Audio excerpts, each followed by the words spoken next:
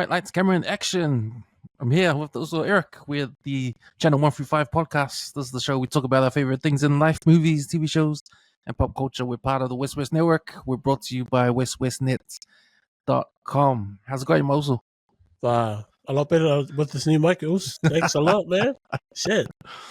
Yeah, sweet. You're going to sound 100%, man. Upgrades. Upgrades right now, man. Nice. So Val Kilmer, bro, passed away this week. 65 years old, I think. Hey. When I first saw it show up on my feed, I was thinking, damn. Yeah, me too. This is one of the great actors, man, back in the day. Back in that day, like. Yeah. And all the movies came flooding back in my head. First thing that popped on my mind was Heat. Yeah, he was awesome in that. But man, I remember when I was a kid, the first time I ever saw him in the movie was Top Secret. Top Secret? Damn. The comedy? Yep, I remember. He played Nick Rivers. Man, my first one that popped into my head was Willow. Oh, yeah. Man, I loved the video game as well because they made a game of it. And I also loved the movie. Man, I loved them both. That was the first movie that popped in. And then Heat. And then The Saints. The Saint was one of my other favorites of him. You know, when it comes to The Saint, you know what part I remember? I remember him in it, but this part I always think in my head, I crack up. Was the bloody the bad guys when they roll around in those Mercedes and they blast their music? I remember the music they play, man. The techno, sort of Eastern techno. Oh, yeah, that's right. The European techno stuff. Yeah, that's right. Man, that's like crack. I don't know. It was sounded funny to me, and I was just crack up how they were blasting in their cars. No. But I only saw that once. The Saint.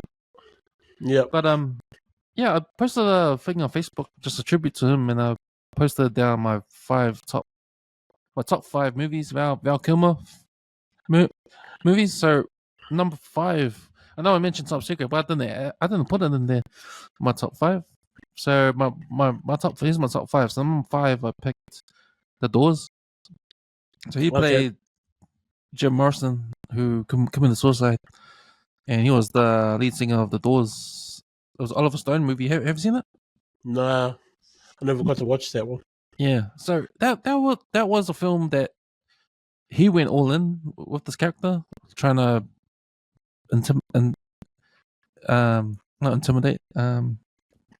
imitate Jim Morrison, and he played it to a T, man. Even the Doors' old band said, "Man, that was Jim Morrison."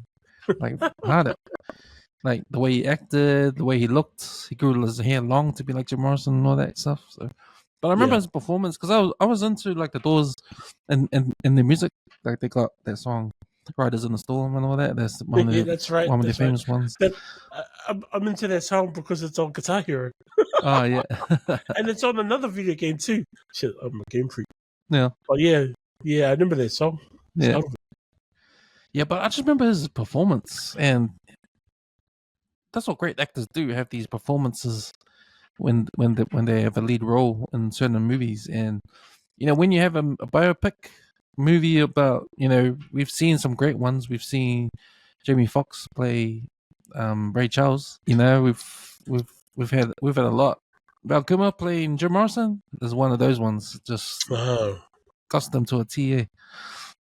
And yeah, it's pretty scary.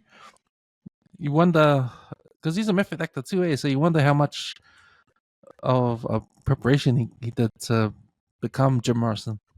Yeah, and he's acting. Must have looked into everything. Yeah. So The Doors was number 5. My number 4 was Top Gun.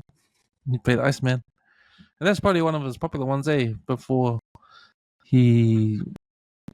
before everyone, like. He played Maverick's rival in Top Gun. That was I don't know, but that movie, when that came out in 84, 85, so that came out around the time we were watching his Arnold films, like Commando and all that. Top Gun's not really up there in our list of movies that we're into back in those days, huh? The action movies. Not even close. It's not even close. Did you ever think, why is that? I don't know. I think it's... Because I think it was the planes. was like, I really think it was just the planes. That's why nobody was into it. Or maybe it was Tom Cruise. It could be. Because Tom Cruise wasn't really my action hero back then. It was definitely Arnold. It was Sylvester Stallone.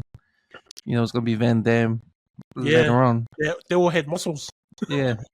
Tom Cruise doesn't have muscles. And this guy came out, and he was just like, "Fuck, what is this guy gonna? Who's he gonna save?" Yeah. Oh, he's cheating. He's using the plane. Yeah. But Val Kilmer and Top Gun. That was my number 4. My number 3 was what was my number 3? Willow. Yeah, my number 3 was Willow, and yeah, that was a popular one for Val Kilmer. Yeah, I loved it. I loved Willow, and my sisters did too. And man, we just had the videotape at home and just watched it. But if you look at Val Kilmer in playing that character, Mad Mulligan, he's got long black hair, and you don't really know him as Val Kilmer, really. For me, anyway. You know what I mean? Yeah. Like, he wasn't. I don't think he was famous. But he got famous from this film, eh? Yeah. But that shows you the range of his acting skills. He's played a whole lot of different characters over his career that he can do them like differently. Yeah, do it real well. Like he's a real actor, eh? Real actor's actor, eh? Like a real movie actor. He can go into any character and play them in a particular way, eh? So I think that's why we that's one of the reasons why we like Val Kilmer, because the movies that he's in are cool, and the different types of characters he plays. He's got a wide range of style there. Yeah. My number 2 was Tombstone. That was a great one. He played Doc Holliday. Mean man, like in real life, Doc Holliday had tuberculosis, so he was always sick. And they try to make him sick all the time, eh? So he had to play like a sick guy the whole film. Right. And in that film, he looked sick. Like, man, there was the scene at the bar. He looked like shit. Actually, every scene he looked like shit. Like he looked like red or purple in the face. I was like, holy cow! Is he actually sick? Yeah. Tombstone's one, number 2. It's one of those iconic characters, eh? We Be My Huckleberry, his line. And then my number 1 was Heat. He played one of the guys, the bank robber guys, and he was mean too. Like he had the long blonde hair. That's awesome. And it was just it's just awesome, eh? And it's cool that the scenes when he's when they rob the bank, one of the greatest gunfight scenes of all time in movies, when he's firing the gun in that scene. Like that scene's actually studied from the military. They teach the young guys that come through the army, this is the correct way to reload a gun during a firefight. You watch how Val Kilmer does it.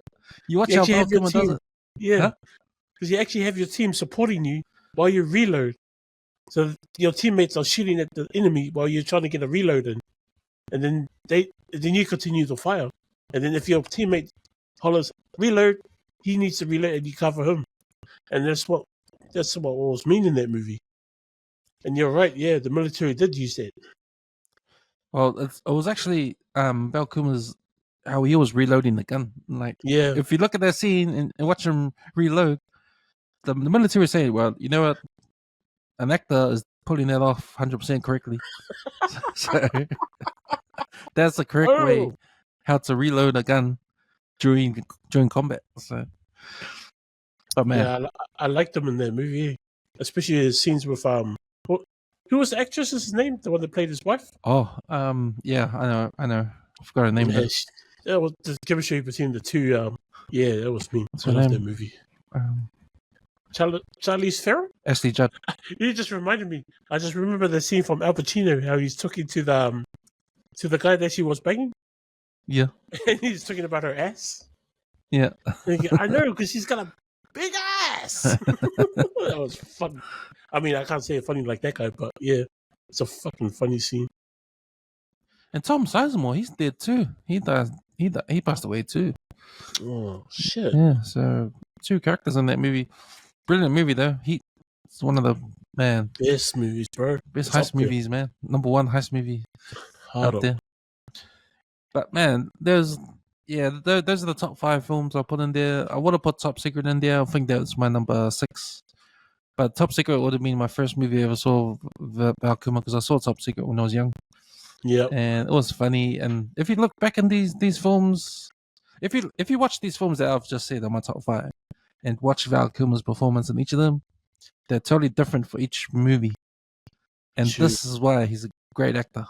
Yeah, the range he's got, different characters, and the range he has. There was another movie I watched once back in the day, but I never knew Val Kilmer did. But he played the main guy, Real Genius. It's an old '80s comedy. Oh. And he played Elvis Presley in True Romance, but he never showed his face. He was Christian. What's his name? Christian Slater. Oh, true. He was Christian Slater's conscience. And his conscience was Elvis, and Elvis was played by Val Kilmer. And he will show up behind him, but never showed his face. Fuck, he just reminded me. He played the voice for God in the Prince of Egypt at the animated movie. Oh. Yeah, I remember that. That's one of my favorite animated movies. So, yeah, I recognize his voice too. Was he? And then another one in 2005, he played alongside Robert Downey Jr. in Kiss Kiss Bang Bang. I watched that once back in the day, but yeah, I don't think I ever watched it, but I heard it's kind of weird. It's a buddy movie.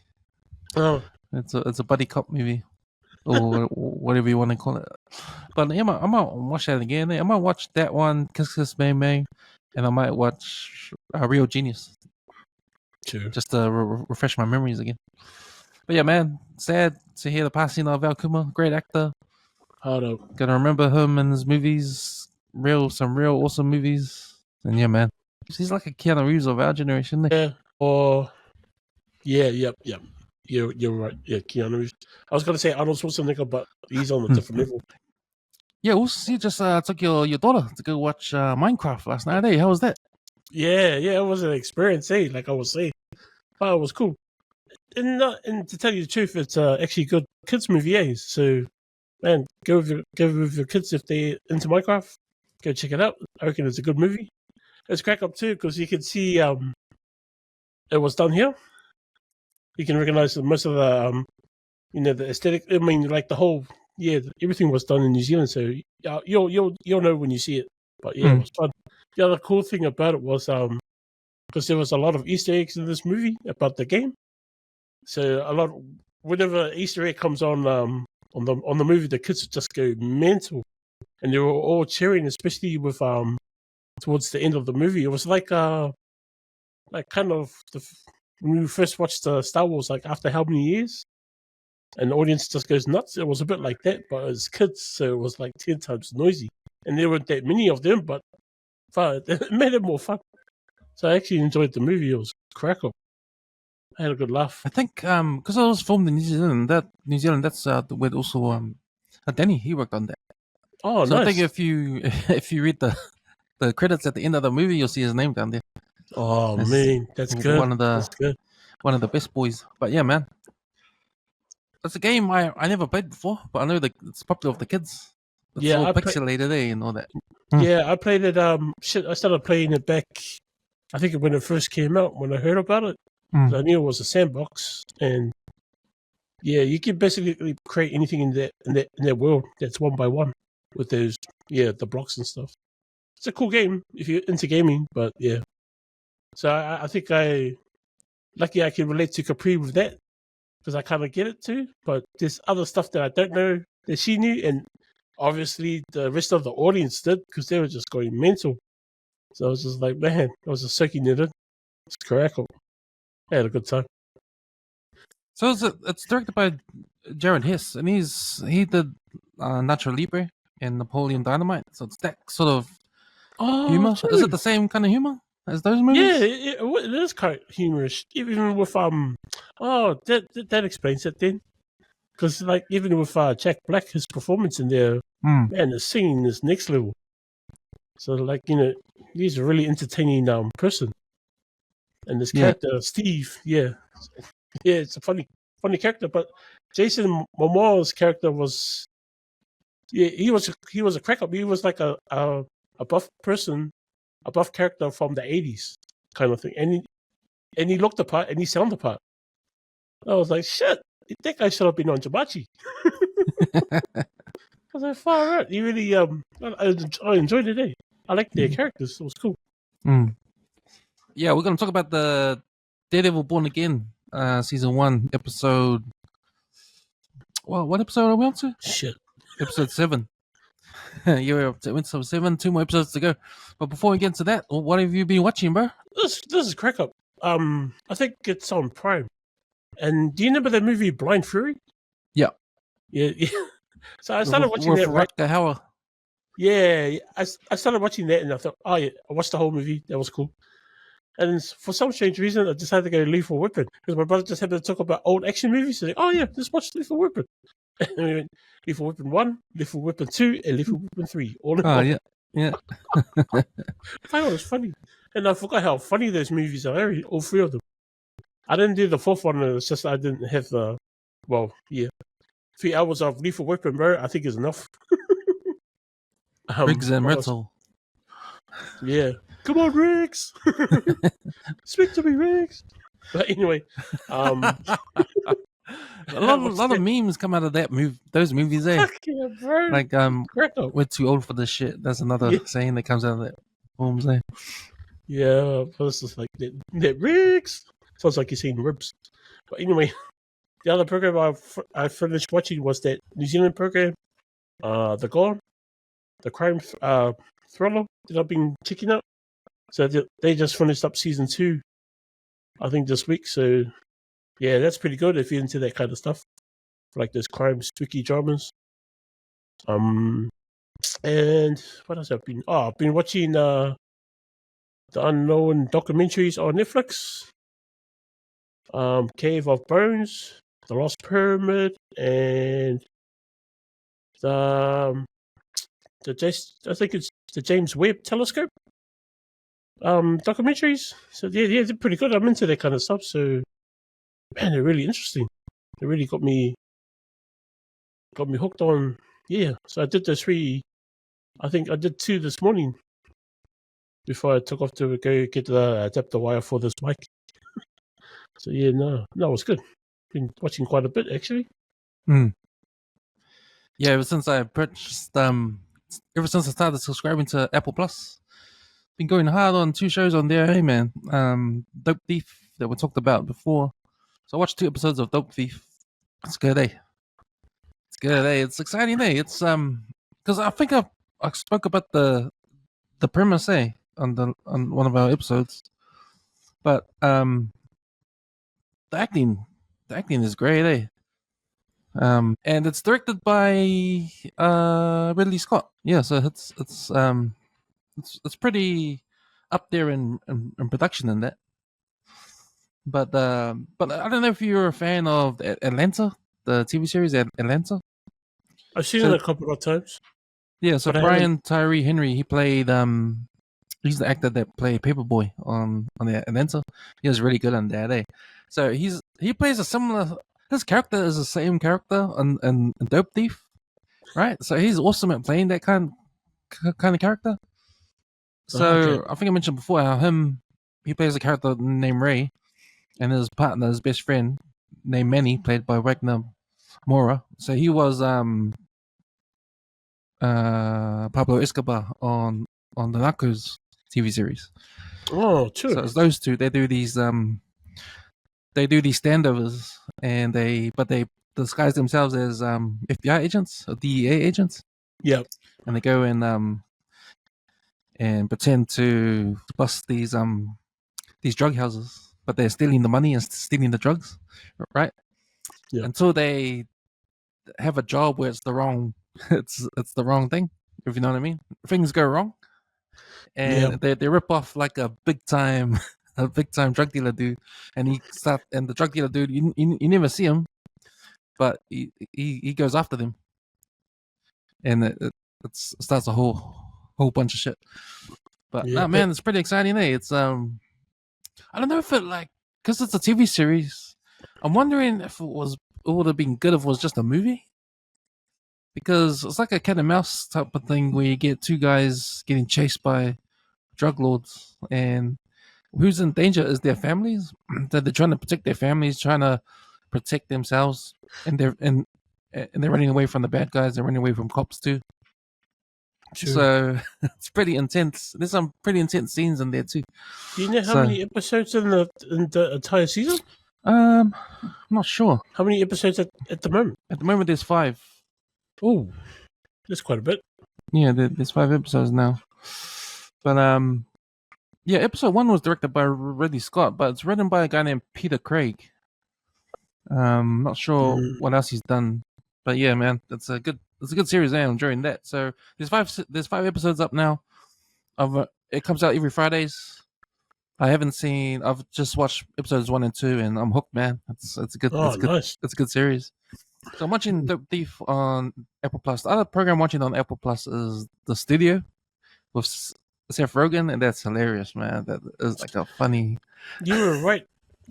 I think you told me to have a look on Neon, and I think I found it on Neon.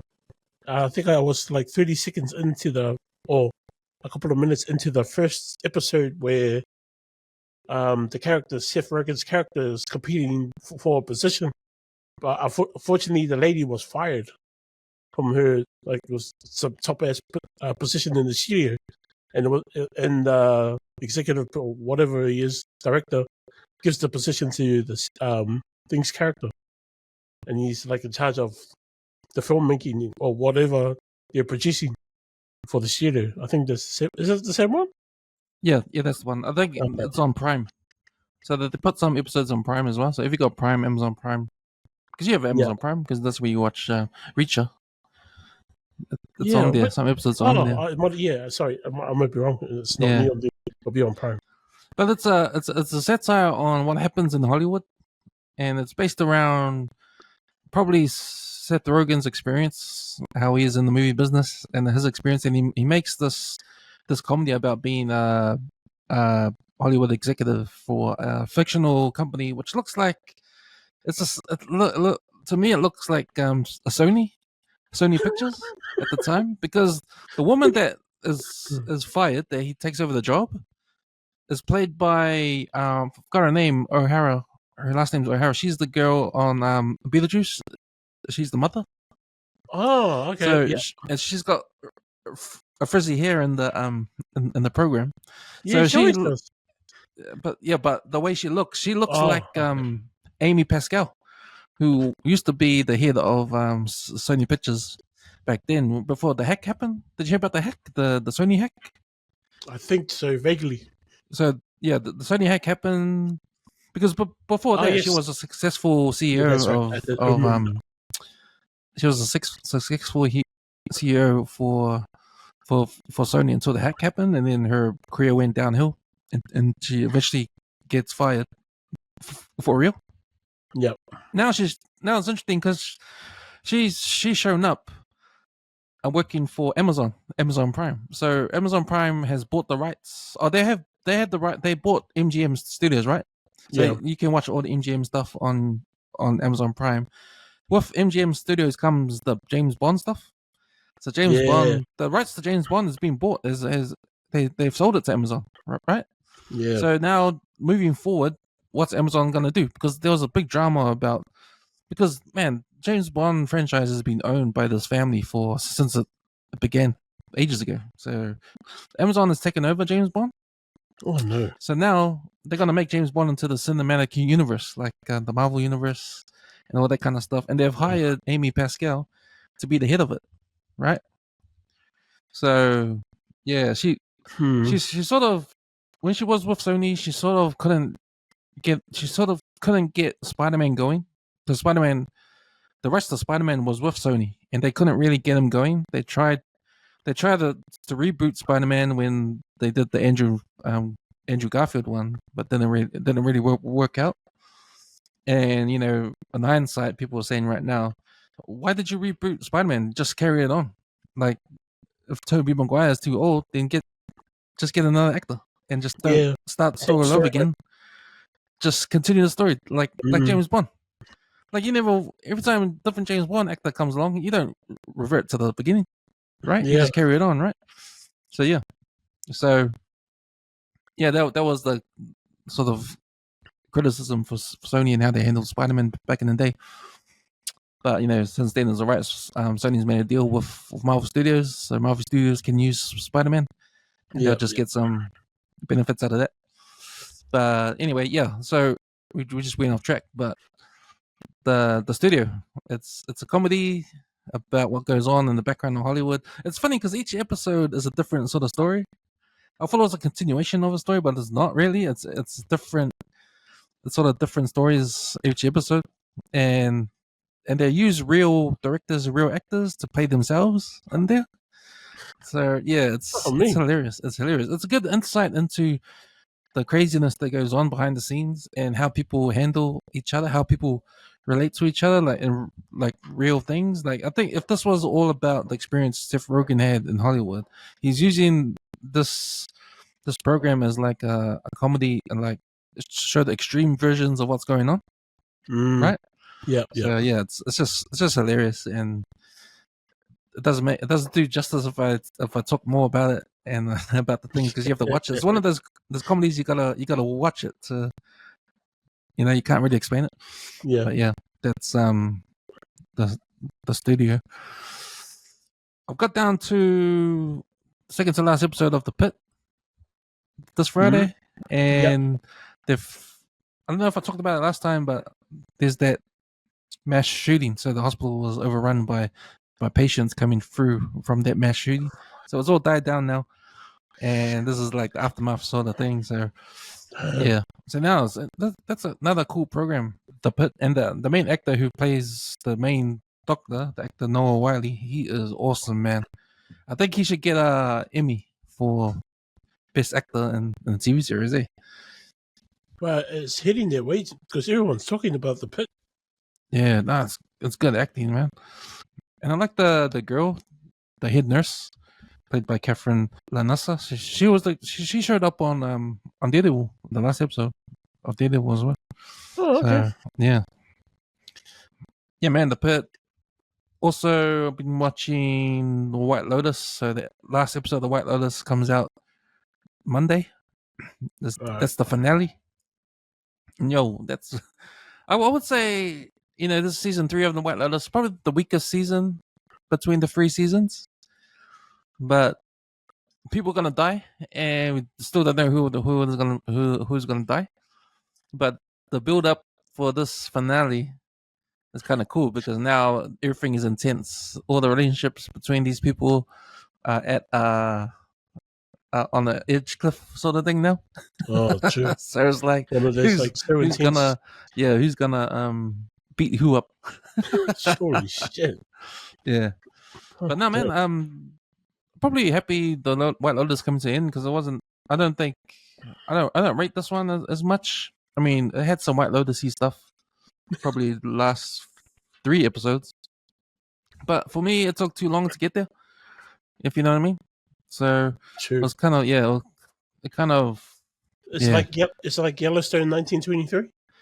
Yeah, Bro, sort of more of the same stuff, and nothing really new. It's just a different people, same stories, different hotel. So, yeah. I was watching sorry to bring this up, but I was watching. I think it'll be the second to last episode of 1923's Yellowstone, and yeah, I don't know where they're going. The story is definitely moving forward, but the characters in the story are not moving forward. If you know what I mean. But, yeah, so it's looking. Yeah, I might not watch the last episode. I don't know. I'm still debating. It's not looking too good for Yellowstone at the moment. So in America, CinemaCon is on. So there's been a couple of announcements. So I heard Sony Pictures, they're gonna come out with 4 movies at the same time. The Beatles. Director's Sam Mendes, and he's directing 4 movies about the Beatles, and they're gonna all come out at the same time. And each of these 4 movies are about the life of each of the members of the Beatles. Like one movie for Ringo Starr, one movie for John Lennon, Oh, true. And another movie for Paul McCartney. And this is like a documentary. And then another movie for Harrison. Now they're gonna have actors in that. Oh, okay. Yeah, it's never been done before, and it's a risk, but it's a risk that Sony Pictures are gonna take, and they're gonna do it. So yeah, if you can imagine 4 movies coming out at the same time about the Beatles, but so he's calling it a binge watching movie series. I don't know, especially if it's about. I mean, I saw the Peter Jackson where he upgraded the footage together. Yeah, and he implied that was cool. That was cool. Like that part about the Beatles joining up and all the stuff, all the rehearsalments that they went through in the background, and that was choice. But to watch each of them, I don't know. That's a lot of Beatles. That's a new concept, and we haven't heard that before. No one's ever heard this before. It's a big risk, to take. That's crazy. Well, until it's done, I guess we won't know. Until then, I can't think of watching Star Wars. Oh, that's a bit nuts. Yeah, they also announced on CinemaCon the new Spider-Man movie. It's called Brand New Day. I think the bad guy is Mr. Negative. The Spider-Man movie, is it the same? Is it Andrew Garfield or is it Toby? No, it's Holland. Tom Holland. Oh, okay. So they still it's the Marvel Studios one. And they go with Mr. Negative. Yeah, that's surprising. The reason why being because Mr. Negative was in the video game of Spider-Man, and Sony was in charge of that as well. And it's not a bad story too in that game, the Spider-Man game. It's really awesome. And also another animated Spider-Verse. What's Miles Morales? Yeah, Miles Morales animated one, or I think it's both. I don't know, but it comes out in 2027. Yeah, because that's got to finish up soon too, eh? Because he's in the that's right. He's in a different timeline at the moment, Miles. Yeah, if I remember from last time. Fuck, that's actually a good movie too. All right, let's man, let's get back to our scheduled programming. So, Daredevil Born Again, episode 7. Art for Art's Sake is the name of the episode. Directed by David Boyd, written by Joe Blankenship. Came out last Wednesday, and we're going to talk about it. We might as well just do the spoilers right now because we'll just jam about it, man. So, for you guys, if you haven't seen the episode yet, Daredevil Born Again, episode 7, it's on Disney Plus. Go press pause on this podcast, go watch it, and come back. We're about to spoil the shit out of this episode, and we'll give you our thoughts and opinions on the whole episode. So, Art for Art's Sake, here's the recap. While recovering from an ordeal, Angela tells the police where Muse's hideout is. Heather and Matt, they have sex in the shower, and Matt tells Heather, "It's not the same. My life now is not the same." And they sort of have like a not argument, but sort of awkward moment there. And Kim, she shows up to Fisk's office and tells him Daredevil is back, and the Muse's real name is Bastian Cooper. Aluka has a meeting with Vanessa. He wants her to get back to organized crime and do it behind her husband's back. Muse has a session with Heather and starts to talk crazy. Heather realizes he's really Muse, and he attacks her. Daredevil arrives and kicks Muse's ass. Heather shoots Muse dead. Cops show up, and Fisk makes sure that the media knows that the cops are the ones who saved the day and killed Muse. Vanessa texts Luca that Fisk is all alone at the restaurant. Luca enters the restaurant to kill Fisk, but he himself is killed by Kingpin's right-hand man, Buck Cashman. That was your WesWes Daredevil Born Again recap. Right, man, interesting episode, eh? Interesting episode. We get to see Daredevil in full costume in daytime. Yeah. And I gotta say, out of the many times we see Daredevil in costume, whether it be the Netflix series or this series, you hardly see him during the day. Yes.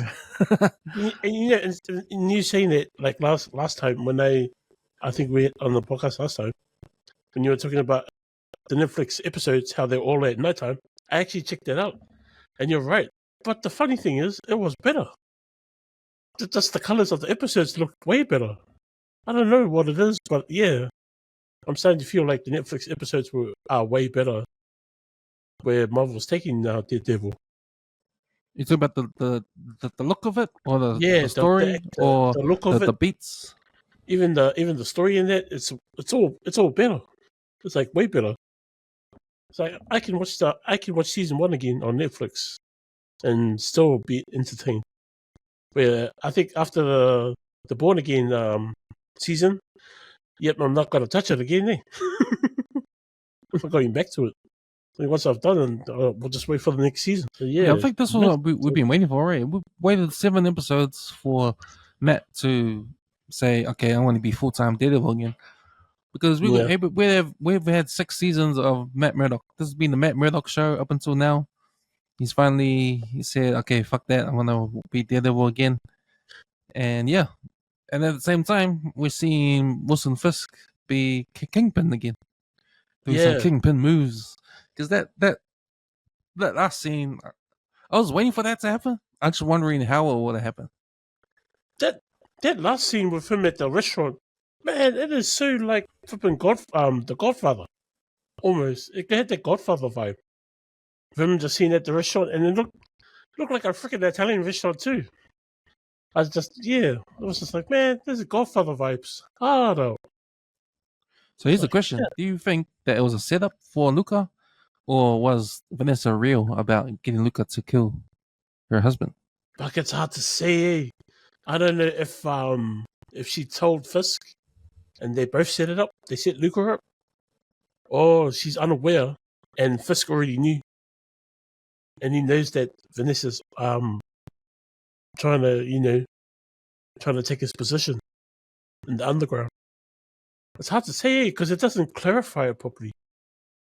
You don't even see him acknowledge it. He just says, "I'll tell Vanessa this or that." I forgot what he said at the end. I think he asked Buck if Vanessa wanted something. I'm not sure, but it's want to take some food back. Yeah, it's like I don't know.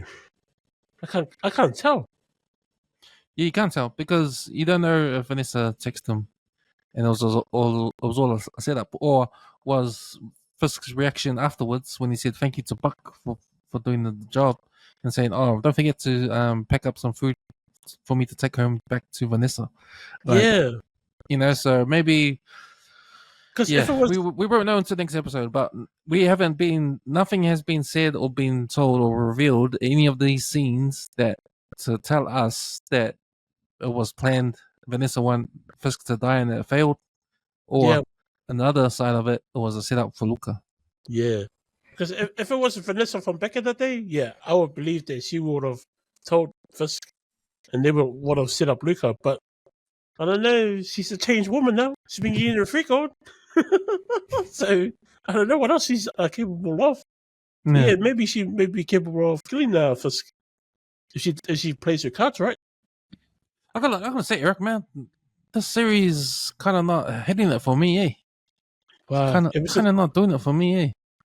Because I was thinking like Muse, he died. I was thinking, hey, is this another White Tiger? You just brought in the character just to get killed straight away. Exactly. I really thought that Muse would be like one of the main bad guys. Like you see, like I didn't think that fight last episode or the episode before that at the hideout when Daredevil almost strangled him, and he escaped. I thought there was going to be more of those kind of things. Like at least have Muse try attack Daredevil in some way, right? Man, Muse got his ass handed to him in the subway, bro. Fucking Daredevil just went nuts on the guy. Oh, see, but like he had no counters. There was that scene when he was talking to Heather in the therapy session. They mentioned he was doing Taekwondo. Like they had to throw that in there, so make us realize, okay, that's why he knew how to fight Daredevil because he knew some Taekwondo. I thought that was cheap. I thought that was a cheap move. I was like, oh, whatever. Yeah, but did you think that it was too quick for him to die? I thought that. Yeah, I was surprised. I was surprised that that thing happened to what's her name again? Heather. See, I didn't even remember her name. Heather. She's actually an actual character in the comic books, Heather Glenn, but she's got a different storyline. She's how she meets Matt is Matt Murdock has his apartment, right? And he just got this new apartment, but the previous owner was Heather's boyfriend, and she still had the key to the apartment, and she came knocking on the door, or opened the door, and Matt Murdock answered, and then that's when they hit it off. Holy shit! But her dad was this business guy, and he was getting blackmailed by Purple Man. You know Purple Man? He was in with Jessica Jones. He was the bad guy on Jessica Jones season 1. Oh, did you ever watch Jessica Jones season 1? Is that the guy with the mind control powers? Yeah, he's Purple Man. He's Purple Man. That guy is fucking, bro. That is like the worst villain ever, man. That guy's he's crazy. Yeah. Fuck. Purple Man was manipulating Heather's dad to embezzle money from his company, and so that storyline happened. But at the end of it all, I think the dad committed suicide. But at the end of Heather's storyline, she committed suicide too. So she's actually dead in the comics. So what? You reckon at the end of this season she's gonna clip herself? Nah, because they already changed the story anyway. They've changed the story already. Like she's like a psychiatrist, but she wasn't in the comic book. She was something else, but she was one of the many girlfriends Matt Murdock had. The other thing is, like when she picked up the gun, right, and she shot out the muse. Man, it makes you think something. It makes you think like maybe she's unstable too. Pick up a gun and shoot someone. Well, yeah, depends if they marry her character with the comic books. Because, she's kind of unstable. She gets unstable at the end. And she commits suicide. Even when she confronted Matt, how he comes out, like, after they do have their sex in the shower, and she's trying to pep talk him, when he's getting dressed in it, she, she breaks down. Like, what are you going for? Oh, man. Just take it easy, man. Just relax. It's like, man, she's pretty fragile. You know, I was cracking up when Daredevil arrived through the window, smashed through the window, because I was like, shit, that's like the superhero entrance, smashing through the window like that. Like, do you remember your favorite entrances from superheroes? Ones I thought about straight away was Batman on Batman versus Superman. When Batman smashed through the window to beat up those guys. Like, man, that's my badass Batman scene, man. Fuck, that's the baddest Batman scene ever. When I saw that, I was like, whoa! At the movies, I was like, holy shit! The Ben Affleck. Yeah, man, that was like brutal Batman. And then there's the original Batman with Michael Keaton when he comes through the glass up top. Yeah. Fuck, that was me. And pounces on the Joker. He's trying to capture Vicky Vale. But man, when Daredevil smashes through the window, I just sort of cracked up a bit, because I was like, "Fuck, this is like fucking like typical." You know, they just get kind of old, Yeah, well, he's up to save his chicken, bro. Shit, do or die. So he actually says her name when he's over her. So because in the comic book, she gets to know that who Daredevil is. Right, sorry. The man took his glove off. He took his glove off and he held her hand. And she was like dazed out of her head, but I think she was like, huh? Did I recognize his hand? It's been all over my body. You just reminded me, what I thought was a little bit bullshit? Was when he was feeling her face in the beginning. Oh. And then he was feeling the painting. And he was like, oh shit, that's Heather. What's Heather? The next minute he's smashing through the window. Bro, that's straight up bullshit, man. I was like, what? That's why, that's what I mean, man, with Disney. These okay, put this in the scene so the audience understands that later we're going to use that. So Matt knows, the character knows that, oh my gosh, Muse is after my partner. So, dry balls, bro. Straight up. I don't know. So this episode didn't hit for me, but how about you? I think they brought the Daredevil out too late. I think they should have brought him out earlier. And then it's like, even with Fisk acting like a biatch when he hears the news that Matt's put his mask back on, I was like, what the? And then he goes into a sob story about how the Daredevil took out his whole business from the inside out. He looks really traumatized by that, by the looks of it. Like he looks really freaked out. I think it shows how much he wants to defeat Daredevil. Yeah, the funny thing is, like, I remember you telling me the story about the comic book, the storyline of Born Again, the comic book.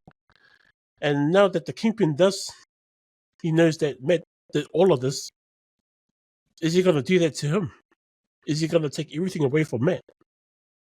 Is that what the finale's about in the season for Born Again? Because it feels like he'll want revenge on the Daredevil, but it looks like he'll want revenge on Matt as well. So I don't know. He's like a ticking time bomb, but you don't know if he's gonna go all out Kingpin or all out pussy. I can't tell. Yeah, because at the moment, I'm actually liking the Kingpin storyline because I think what you're seeing is two storylines going parallel each other, but they're gonna intertwine somewhere or another. You got the Kingpin storyline, Wilson Fisk being the mayor, trying to juggle his organized crime empire with his popularity being mayor. Then you got Daredevil, Matt Murdock, trying to do his thing without the costume. And now they're like bringing up their past, like getting into their past, like Matt Murdock's putting on the costume again, and Wilson Fisk, he's getting into his gangster shit again during because he's killed people and he's manipulated people and as a mayor, right? Yep. So he's bringing his Kingpin stuff into it. So there's going to be a collision course between the two characters, but then it's interesting to see in between thing now that Wilson Fisk knows that Daredevil is back, what is he going to do to put Daredevil down?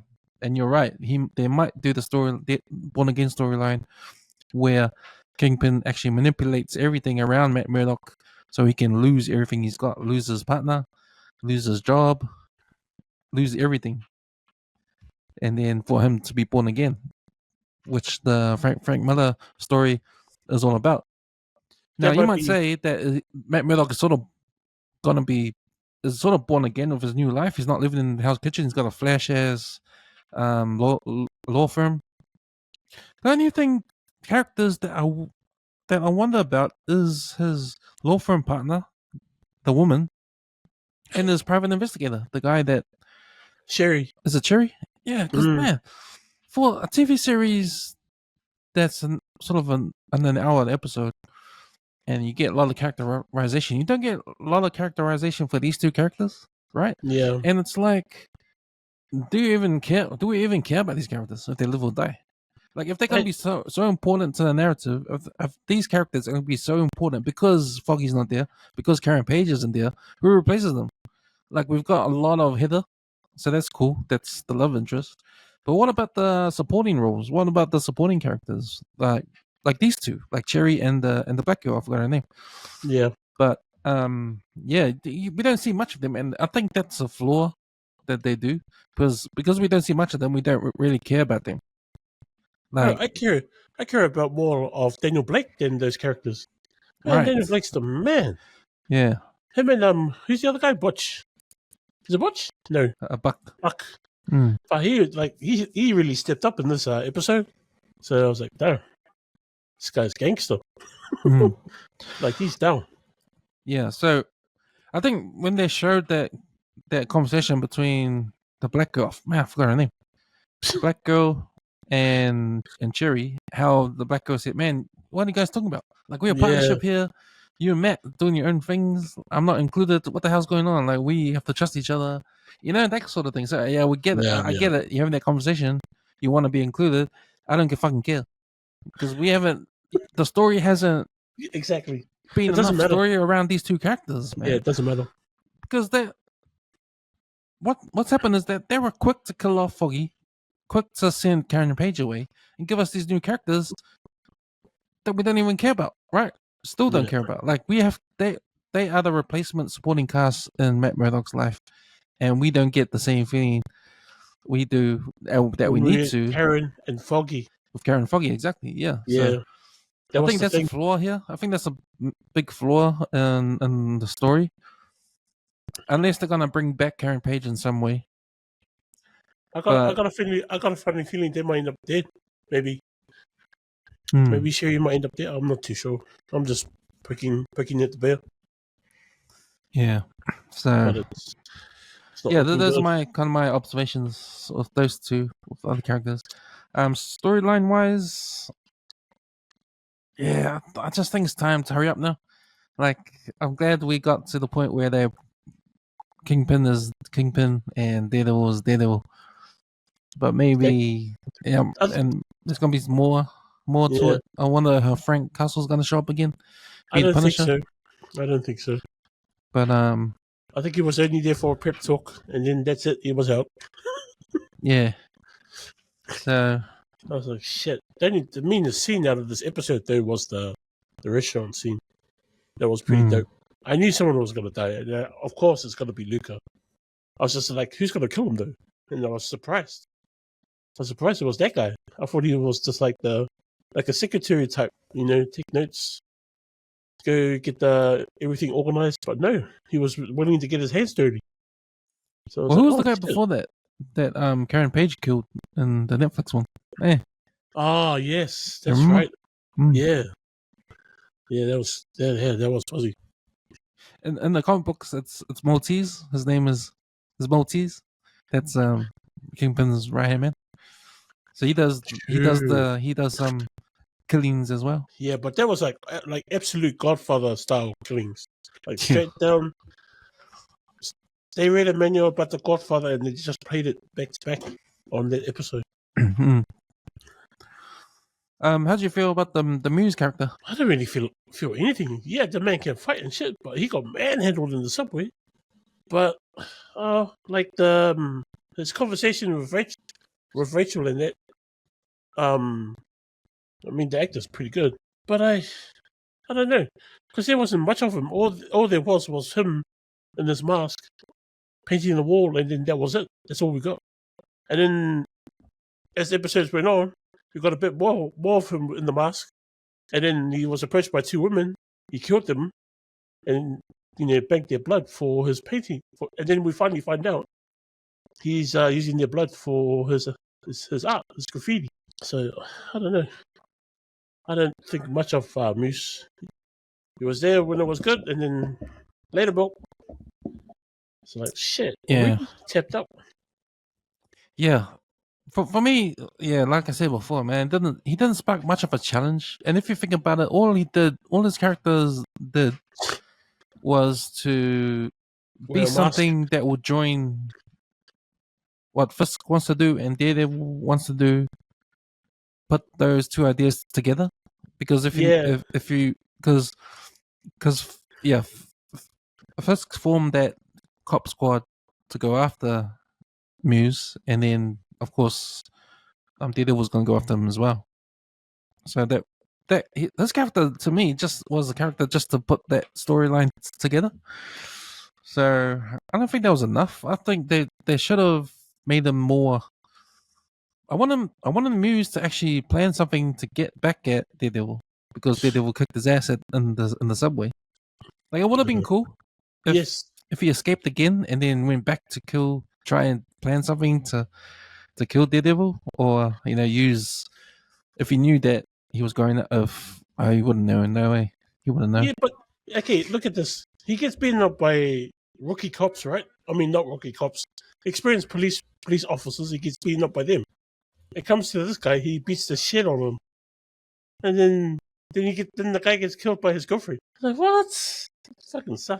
So you are right. That guy was just put in there to get the storyline going with the two main characters, and pretty much in the same position. Like, Fisk has got this idea that all vigilantes, guys wearing masks, all vigilantes. He was crack down on their shit, and Daredevil's like, shit, I gotta stop this guy because I'm a hero. Yeah, he just remembered that he's a hero. He's putting his shit back on. Yeah, exactly. And to me, you just described that, and to me, I'm thinking, well, that's not good enough. That's not. Yes, that wasn't enough. That wasn't enough for. It's lazy. What you gave us. It's lazy, man. Yeah. So. Yeah, I don't know. It feels like I'm being the cheap KFC. Yeah. At the moment, bro, I'm thinking, man, Netflix ones are way better, eh? And this is just I think Marvel Studios is just trying to figure out how to do this, how to be dark, how to be R-18. Yeah, because you can put swear words in there. You can say yeah, you can give it Miller can say action. fuck, Yeah, and Daredevil can say shit. But at the end of the day, it's all about the story, man. Yeah, Mac can go fuck whoever he wants. Punisher can kill whoever he wants, but if the story's not tight, or if like the surrounding environment doesn't look right, it ain't gonna hit. Because I was a bit concerned when I saw the CGI on the first episode. I was like, "Uh-oh, is this a sign? Is this gonna suck?" And yeah, it looks like it is. It's gonna suck. You got anything else to talk about in this episode? Nah, this is looking like another Yellowstone episode. Yellowstone season, the finale. Yeah, man. Like I wasn't there. So that's us then. Another episode of Channel 135 in the books. Daredevil Born Again. Not that crapped up to be, but we'll still do it to the end. I'm game. Yeah. Thanks, man. Thanks for jumping on. I'll see you next week. Yep. And again, thanks for the mic, bro. Thank you, WesWes Network.